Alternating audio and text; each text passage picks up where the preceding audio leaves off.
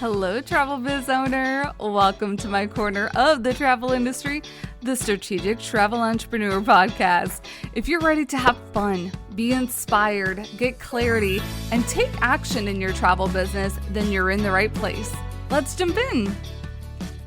Hello, everyone. Welcome to this week's episode. I'm still out of office, so if you have sent me a question, I will not get back to it until May 26th because I am on my birthday week this week. So please help me celebrate it and just be patient with me. I promise to get back to you as soon as I get back into the office. Now, this week's episode is a little meta because I'm talking about how and like my thought process like behind my own trade show and like me being a vendor at a trade show so that you can hopefully have a lot of ideas when you end up becoming a trade show vendor. Now, this doesn't necessarily have to like be a huge trade show event, but it's if you're going to have a table or a booth somewhere, hopefully this will help you as I kind of sort through some of my ideas and some of my thought process. I'm going to record this as a two-parter. Like it's going to be in this episode, both parts, but what you're hearing in this side is how I am preparing for the trade show event. What you'll hear on the other side is how the trade show event went and what I learned from it, what I would do better for next time, or what I would plan for next time, or what went really well. So stay tuned because you're going to hear from both past Rita and future Rita in this episode. Now, a little bit about the event. It is being held at a really nice hotel here in Central Florida. I don't have a full-on vendor booth. I have a vendor table, and that is just fine with me. Like I say many times, like you just got to get into the room. Man, I could go so many different ways.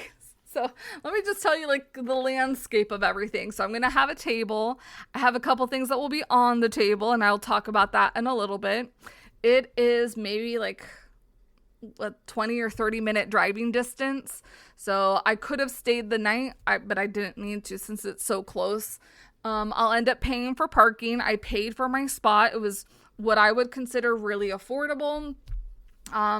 You're going to have to figure out like what that means for you. And like what it meant for me is like, if I put this investment, if I sold one thing or if I sold two things, would I get my investment back? And the answer was yes. So I was more than happy to sign in on this event. It's not that like, I feel like it's a low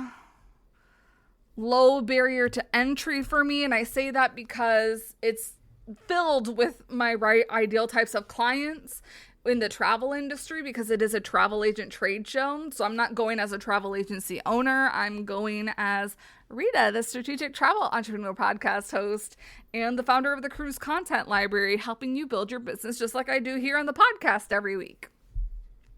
So I knew that this was a right fit event. I didn't have to question any of that. And I feel like that's probably one of the biggest questions, like when you're thinking about when to invest into a business or into a trade show is how do I know that this is the right decision? Like how much money should I spend? And that's going to vary greatly on like what type of event this is. It's going to vary on like who are your people, how many people are going to be there, which are certain questions that I did ask when considering making this decision to invest in this trade show. I am so glad that I did, and I cannot wait. I've actually worked with the people who are running this trade show event, not like worked one-on-one with these people, but I've had one of them on prep for Wave Week. So like that helps with the no like trust factor. So, yeah, I'm very much looking forward to this, seeing what the possibilities are, because like for me, I'm not mixing and mingling just with the travel advisors. I am also mixing and mingling with other brands that might be beneficial for you all also to know, because I'm also looking out for you all, my travel advisor buddies here. So that's a couple of things that like kind of helped me determine like this was the great event. It was easy for me to pull the trigger on. Now I will say this was a really affordable event, at least for me, when it comes to industry association or industry trade events, because a lot of what I will see is like if I wanted to have a booth at like Asta or Clea or anything like that, those booths cost like $4,000, $5,000, $6,000 and upwards. I'm a very small business owner, party of one.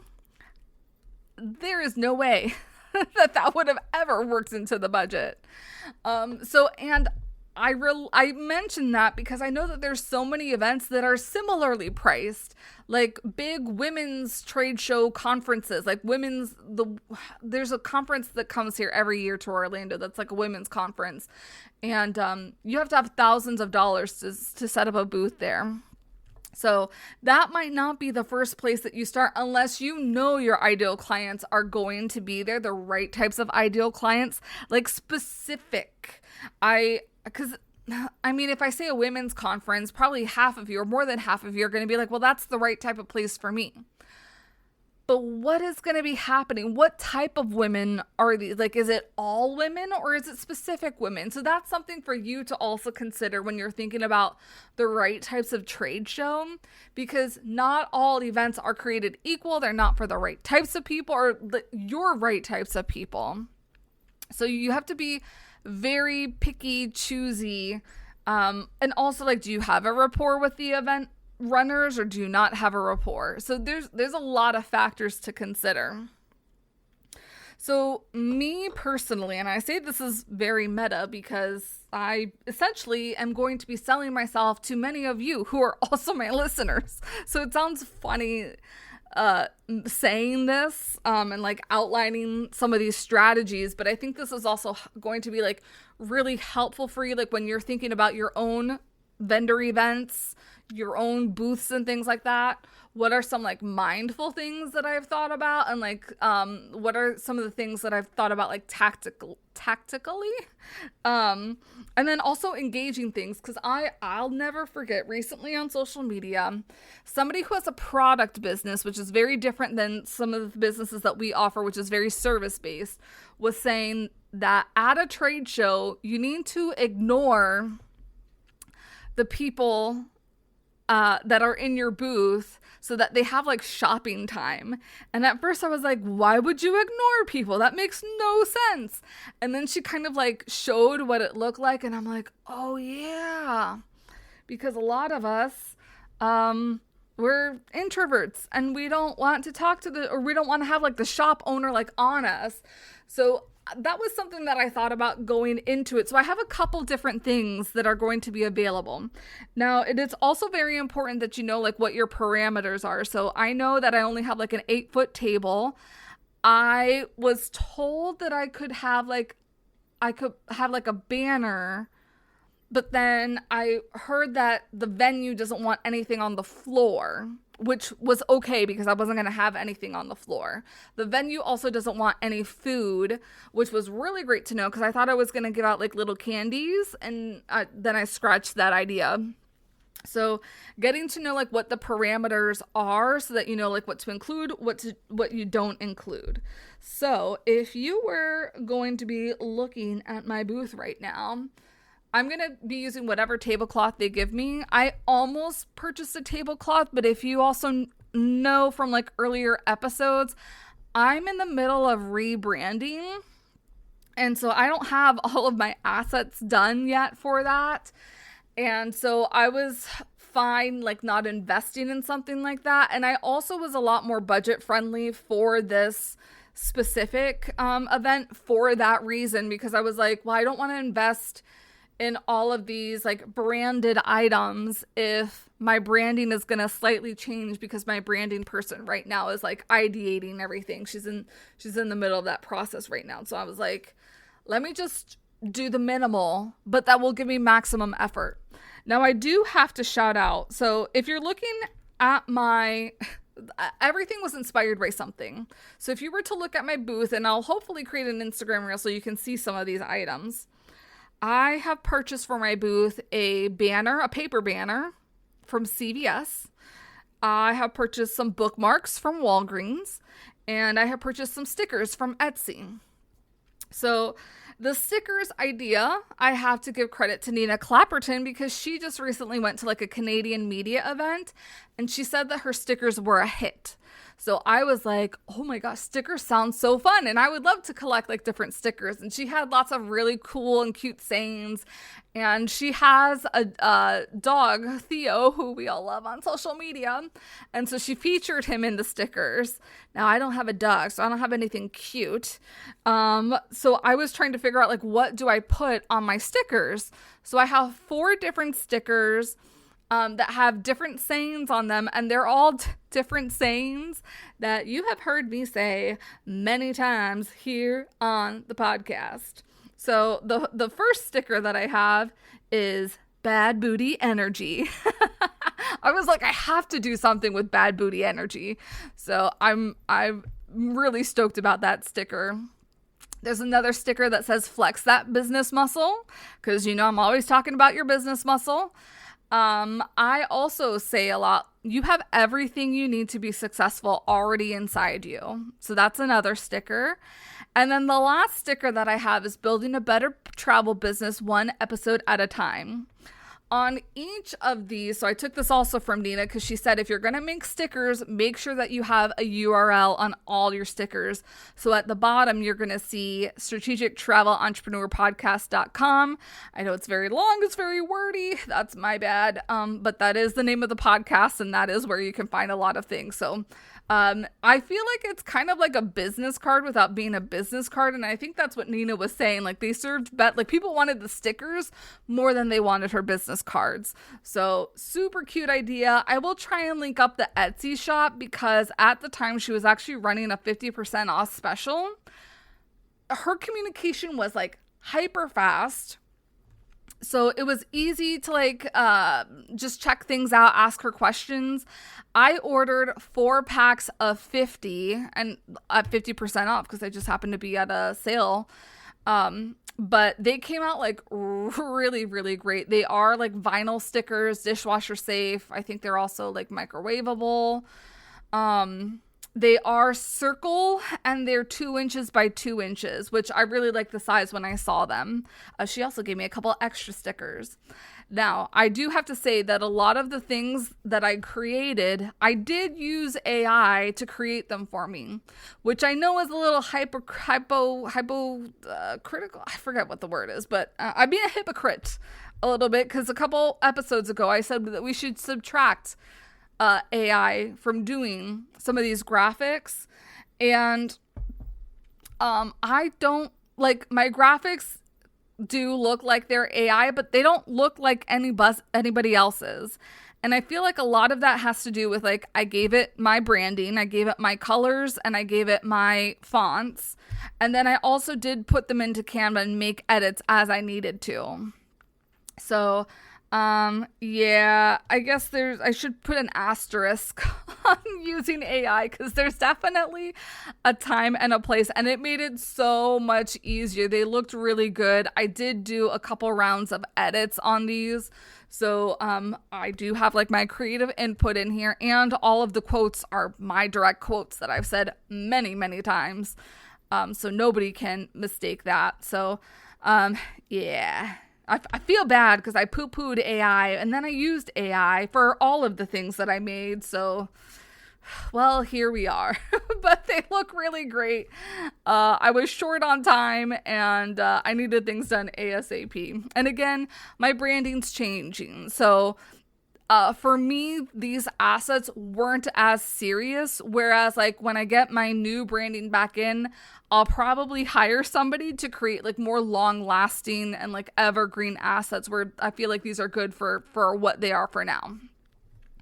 So that's the stickers. Then came the sign.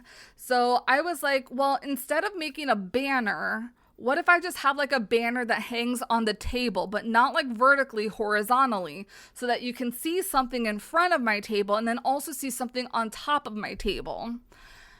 And I got the idea of a banner from CVS from Disney Cruisers, because if you don't know, Disney Cruisers, we love stuff and we love decorating doors. We love decorating doors, and there's these things called fish extenders, which we won't go into, but we love a theme and we love going all out. We love giving presents, all the things. Now, The bad thing about magnets on cruise doors is that they can be stolen, and people have stolen them. People have been buttheads and stolen magnets, and you can't recover them because Disney does not encourage you to do those things.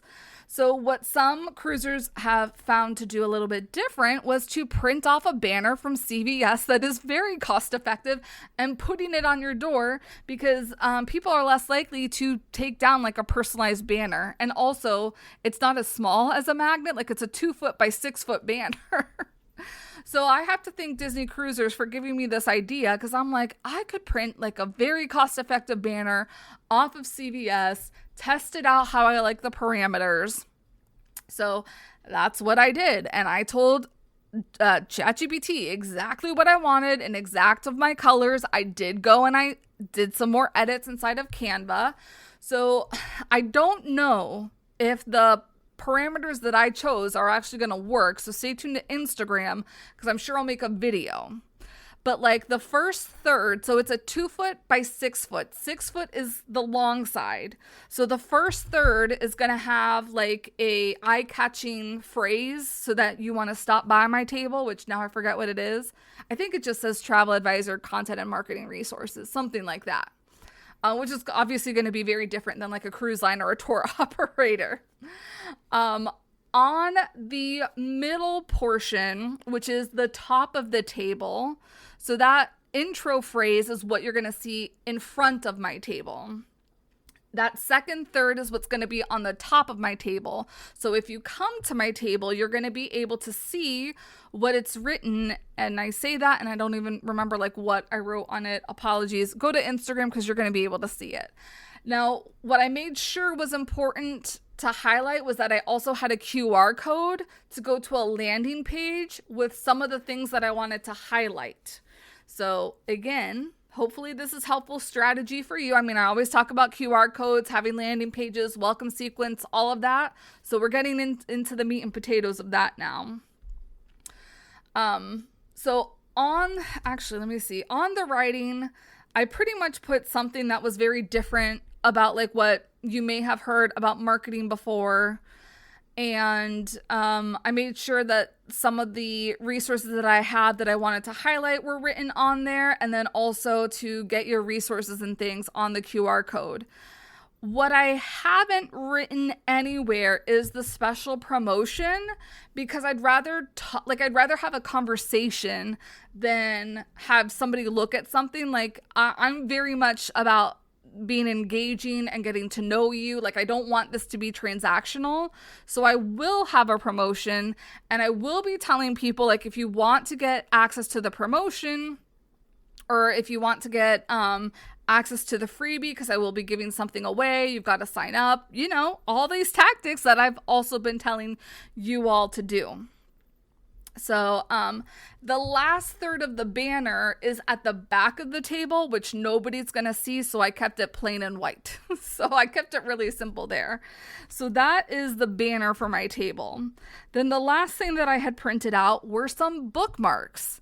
And I had to give props, because the bookmark idea was inspired by, I was cleaning out and shredding a lot of my mail. And there was a book, like somebody used a bookmark as advertising. And I was like, how nifty, like how smart is that to have a bookmark? Because I wanted to create like maybe like a postcard, almost like flyer to hand out instead of business cards per se. I do have business cards, but I just wanted to do something unique and different, and that not a lot of people are going to do. And I feel like bookmarks are also useful. So it's something practical that you can like use for whatever you need if you're reading a book or using a workbook. So it has multiple uses. So the bookmark, surprise, surprise, I also designed an AI. I also uploaded that to Canva, and I also did edits for that inside of Canva. So everything has been, like, it's had my footprint. Like, it started off in AI, and then I just tweaked it to what I needed it to be. So I'm trying to see if I can find this in Canva for you so I can describe my strategy behind the bookmark. And you'll see this on Instagram too. So the first one, I wanted to make sure that there was like an eye-catching hook. As you kind of or if you heard last week's episode, I didn't want to be hard salesy. I wanted to be like, this is who I am. You probably haven't heard of me. This is how I'm different than what you've heard about in the industry before. So thinking, like, use that for yourself as far as being a travel agency owner and what you would want your messaging to be. So on the front side of my bookmark, I have an eye-catching quote that says, your business doesn't deserve to blend in. Then there's the 3 items that I kind of wanted to highlight, all having to do with content. Then I have a QR code. It says scan to learn more. At the bottom, it just says a phrase about me and it has my name. So that is probably like the more salesy part, but it's also, I love that little reminder, your business doesn't deserve to blend in, because I also feel like it's a little bit like of an affirmation. So you're going to want to look at it a little bit more than just like an ordinary bookmark. Then on the back of the bookmark, it's kind of like a lead magnet without being a lead magnet, because I can't collect anything by giving a bookmark, which is why I have the QR code, which is why I'll have a lead magnet in the QR code. But on the back of it, I put, because I wanted, again, the bookmark to be something that you use, something very practical, not something that you throw away. So I put 5 hooks to try on your next travel post. And it's all listed out.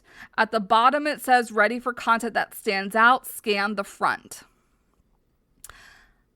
I feel like this was very genius. And you could use it as like putting like 5 of my top travel tips that I would never leave home without traveling with toddlers, or something like that. Was very wordy, but putting something that's going to be like useful and helpful and that somebody could go back to when it comes to travel and the type of travel that you sell, I think is going to be so genius for them to be able to keep this bookmark with your own contact information on it. Now, I did put 5, and it is a little bit small, so I might try and see like what 3 might look like next time. But yeah, that is my bookmark. So check out Instagram again, because I'm sure I'm going to be filming stuff that you can see like what everything looks like and how it turned out. Now, the bookmarks, for the most part, I like how they turned out. Like the banner turned out amazing from CVS. The bookmarks mostly turned out good. The way they cut the bookmarks wasn't my favorite, because they're not all centered. So that is very annoying. As somebody who's a recovering perfectionist, that's very annoying. Now, I will say, so at CVS, that banner, a 2-foot by 6-foot banner, I think is like $29.99, and there was a 40% discount, so I think it came out to like $17 or something like that. Really affordable, especially for something that might only be used one time. I'm okay with that. The bookmarks, I think, because I ordered 52 bookmarks, because I think they're expecting like 68 advisors at this event. And even if I don't give all the bookmarks away, I'm going to another event. I'm going to the Women in Travel Summit, so I could give them away over there as well.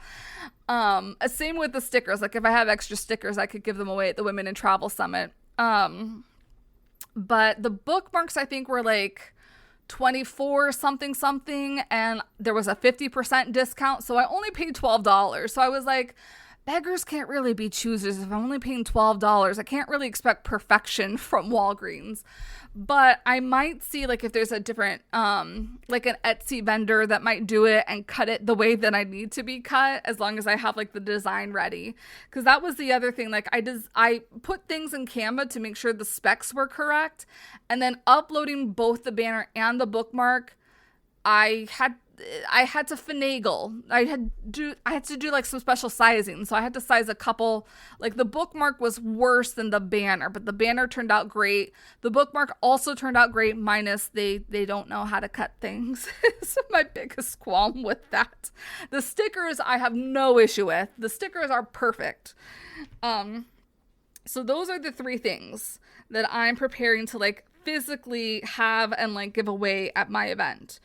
Now, or at my table. Now, there is a landing page, because I am going to be highlighting the cruise content library, my new content shoots, and summer camp at sea. So instead of like sending them to like one URL or multiple URLs, I just wanted them to go to one URL. I did create another graphic inside of ChatGPT, but I did also give it all the parameters. I wanted it to be like a choose your own adventure. So you kind of know those graphics that it's like a table and it says yes, no, and it asks you a question. And if you're a yes, you go this way. If you're a no, you go this way. So that's what I had ChatGPT do, but I told it everything exactly of what I wanted it to look like. If you want to see this in action, let me know, so maybe it can inspire you to create something similar for your own travel agency. I'm happy to share it. I can send you the landing page and you can look, because I think what I'm going to do is I'm going to put that kind of like towards the top so people know which link to kind of click on that kind of pertains to like what they're needing the most and what resource of mine is going to be the best for them to kind of go to and check out. There are going to be, I have a free lead magnet that's going to be on there that people can get access to. That's how I'm going to be collecting email addresses. And then of those people that sign up for the lead magnet, I'm going to throw those names into a raffle to give away one of my products that I am featuring. So hopefully that also helps you. I know, again, I'm being very meta as I'm breaking this down, but I feel like you have to have some sort of giveaway, because that's going to be so much easier for some people to be added to your email list. Because I feel like nowadays it's going to be hard to be like, hey, do you want to sign up for my email newsletter to get a lot of updates? Whereas like if I can give you a very useful freebie for your business, you're more apt to sign up for it. And then I can also, as a thank you, not only for signing up and being on my email list now, I can do a giveaway that also promotes extra engagement at the table.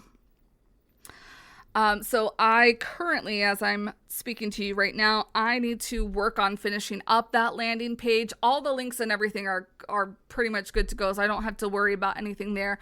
I just have to put the landing page together and stick the links onto the landing page. But for the most part, I feel like this was a really low/easy effort to get ready for this event. Now I just have to look fabulous. I mean, not like so super, I have to look like myself. And I just can't wait to meet you. And I need to make sure that I don't forget any of these things that I've outlined for you. So, really, I cannot wait to meet you, hear your stories, see what you're doing. Where do you need help? Maybe you can give me some ideas for future episodes if you're going to be at this event. But yeah, this is part 1. So I'm going to save this and we'll get to part 2 of how did it go? What would I change? What other bonus tips would I give to you? So hope this one was helpful. Stay tuned for future me. Here I am, Rita from the future, or at least from like the past. I originally recorded this a couple days ago. The event hadn't happened. I'm right now recording a couple hours after the event, and I am exhaustified.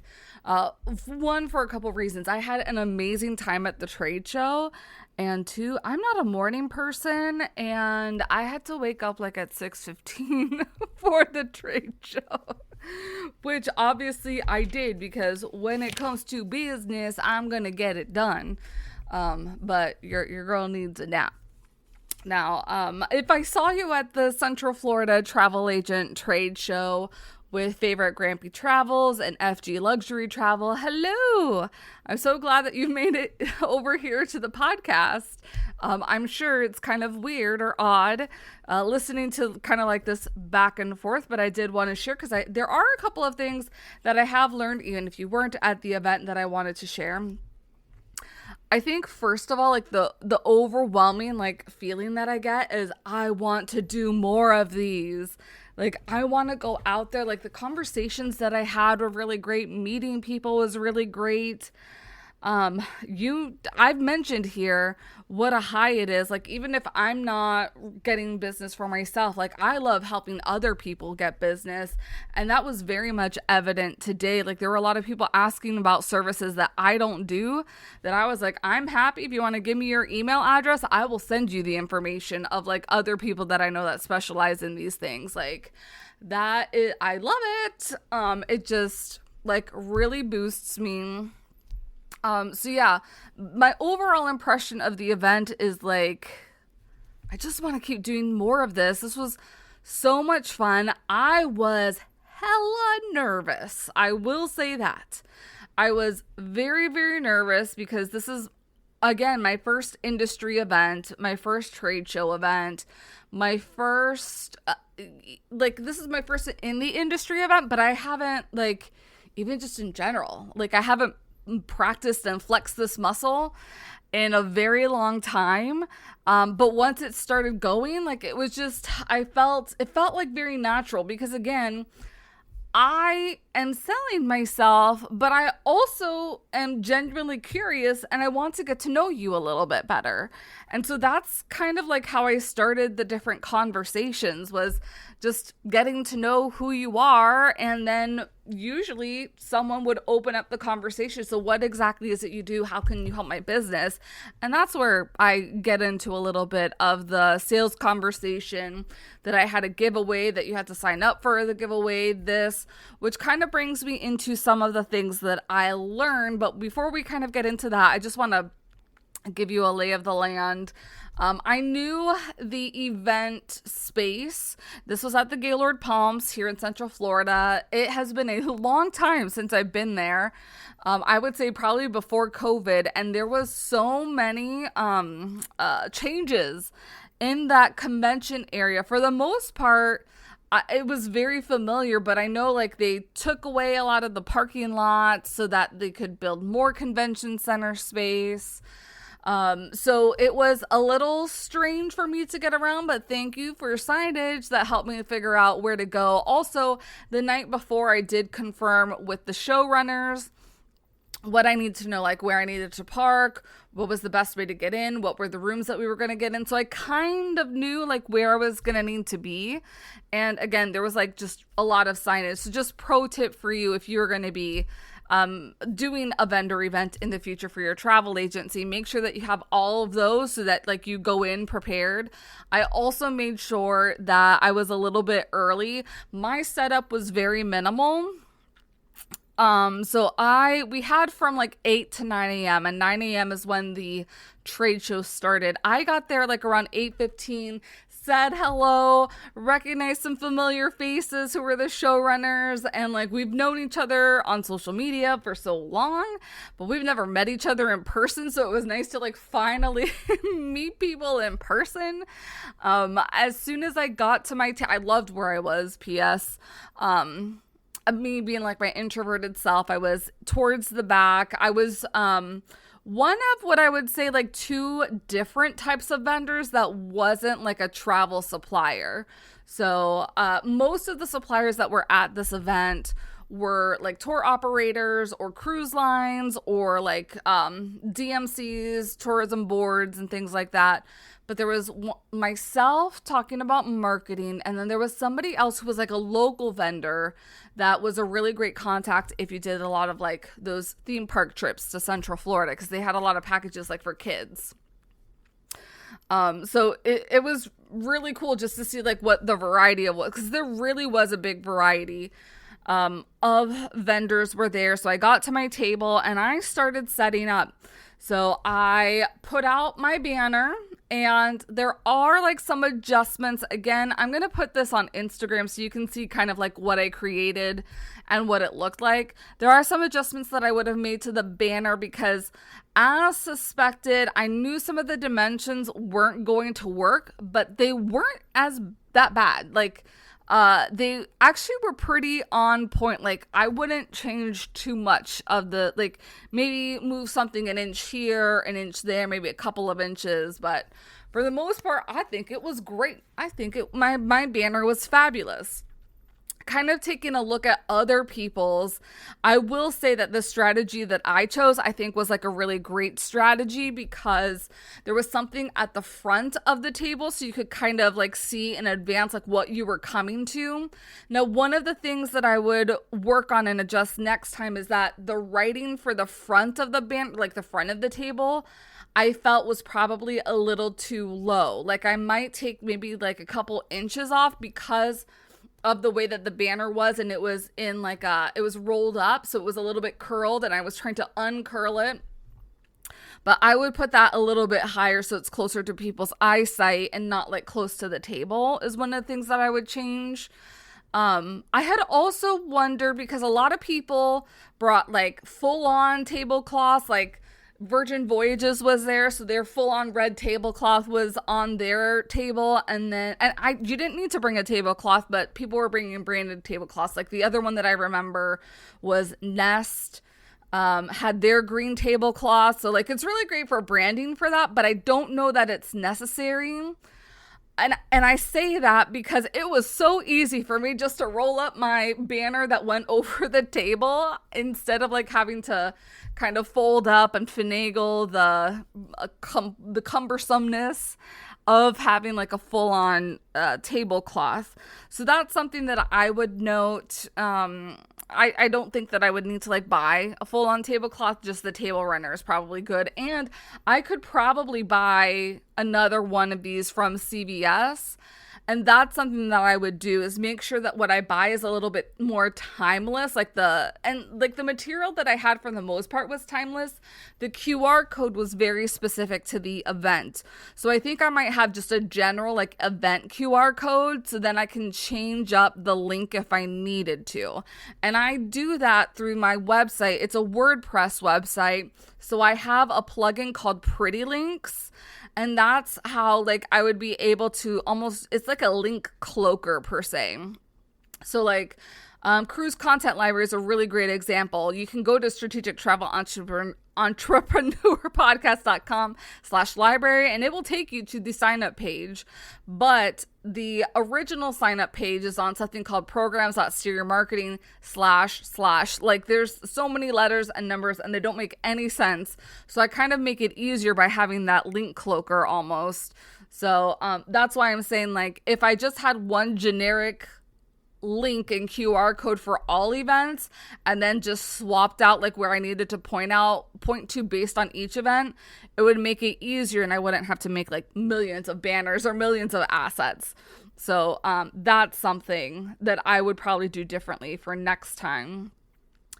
Looking at other people. So, okay, I got the banner ready and then I went ahead and I put my stickers in different places. You'll see the placement again on Instagram. Then I put my bookmarks and then I set some business cards. I originally wasn't going to do that, but I'm kind of really glad that I did do that in the end because there were some people that did come up to the table, but I wasn't able to have a conversation with them because either I was really enthralled in the conversation that I was currently having or they were just like bouncing from table to table, which kind of leads me to my next point of something that I would like adjust.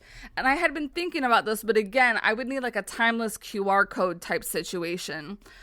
My promotion was sign up for this free resource and you'll be entered for this giveaway.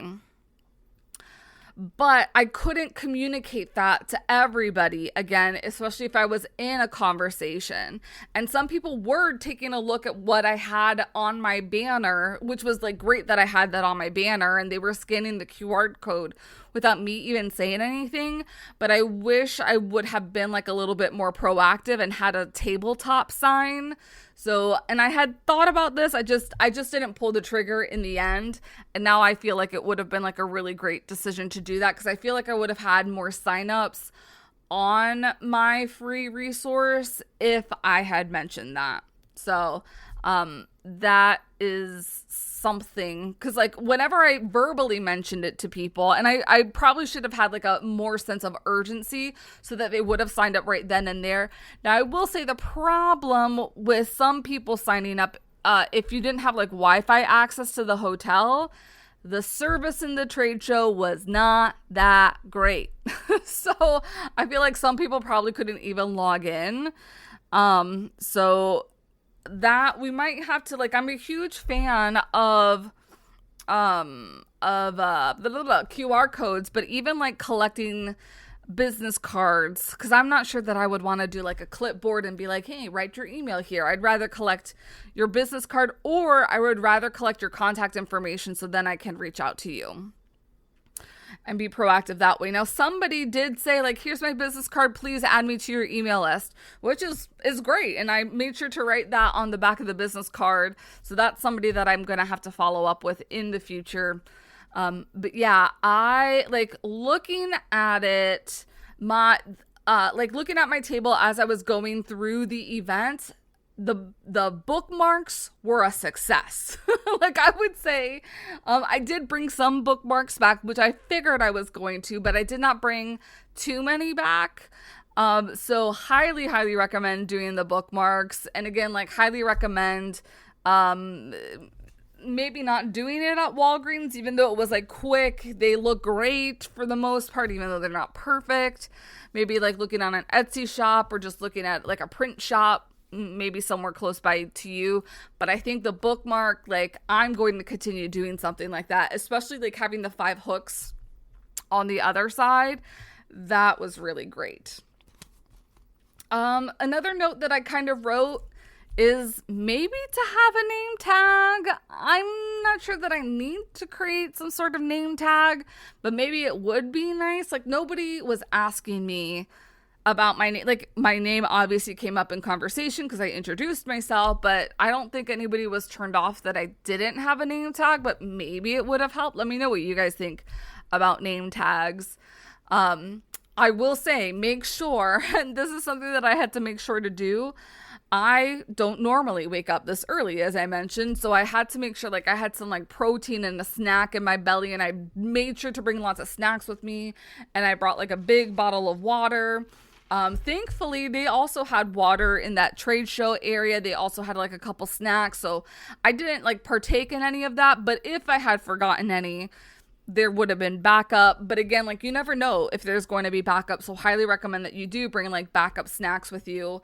I think because all the things that I brought were so like small and compact, like, it was super easy for me to set up my table. It was super easy for me to pack. It was super light because I just had like this tote bag and I kind of put everything in there. So yeah, be mindful. I don't think that you necessarily need to be bringing lots of like heavy brochures and things like that with you. I feel like this is when you're having conversations with people. So my conversations typically started out like, how long have you been in the business? How do you feel about marketing? I was trying to be very mindful and like asking open-ending questions just to get to know you a little bit better and see like where we can create a conversation. Because I would say most of my conversations weren't necessarily sales related. I met a travel advisor who also has like a fidget spinner 3D printer type of business, and I was asking her about that business because it seemed really neat. There was another travel advisor and I that we were like gabbing on everything to do like with different cruise lines and what we thought about different cruise lines. So like that bonding moment, like that felt really great because I mean, I'm here talking to you on a podcast, but I can't see you. So like the energy isn't as high as how I felt like it was when I was in the room getting to know you. And again, like I feel like it gets a little bit easier and you get into a flow like once you test certain phrases out and certain questions out.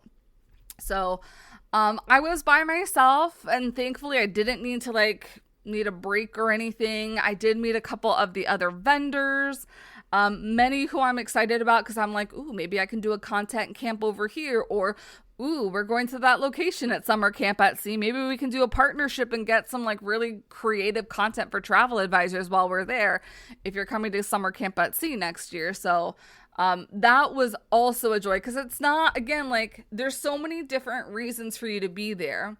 I think overall for me, like if you were going to ask what my ROI was, is that there's a couple of things, and not necessarily like financial. I did it. I got out there, I got to the event. I'm so pumped for the next event. Like, this just boosts my confidence even more.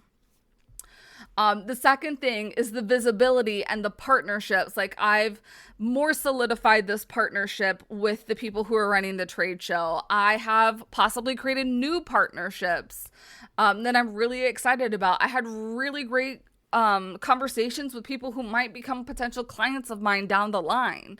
So I feel like being able to practice my spiel like in real time was also really helpful. I think that it was also really helpful just to be in the room, because I did meet a lot of other people, and most of these BDMs, they only know travel supplier BDMs. So I found a lot of value. Like, there was a distinct moment that I'm like, this was so worth it for me to be here, because I'm in the room, I'm doing something different, I'm doing something unique.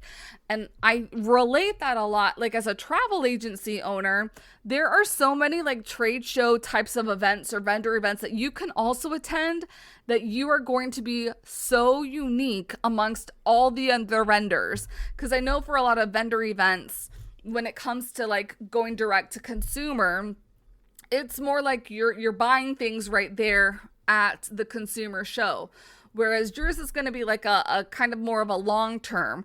Nobody's going to buy a trip right there at the show, but it may result into a relationship that lasts into a trip further down the line. So being in that room is also going to be super duper important for you. It's just going to look a little bit differently for you too. So I think I kind of mentioned all of the prep and everything, like all the different like places that I got all of my items before. So I'm not sure what other questions that I can answer, but I just wanted to share like those thoughts, just so that you had like full circle from Rita, who didn't experience the event, and then Rita, who did experience the event. Friendly reminder that I am still out of office, so feel free. I would love to hear like any questions that you might have out of this or any links that you might need, but I won't be answering them till I get back to the office on Tuesday, May 26th. So I hope that this is really helpful. It's got a lot of ideas. I hope that it's also like boosted your confidence to want to try out being a vendor at an event and upcoming, and like also giving you a couple ideas of maybe things you want to do, maybe things you might not want to do. But always being mindful of doing things intentionally and also being very, very strategic with them. So, all right. Thank you so much for being here. I will see you back next week. Thanks for joining me on the podcast today. Remember to check out the show notes for all relevant links and resources from today's show. See you next time.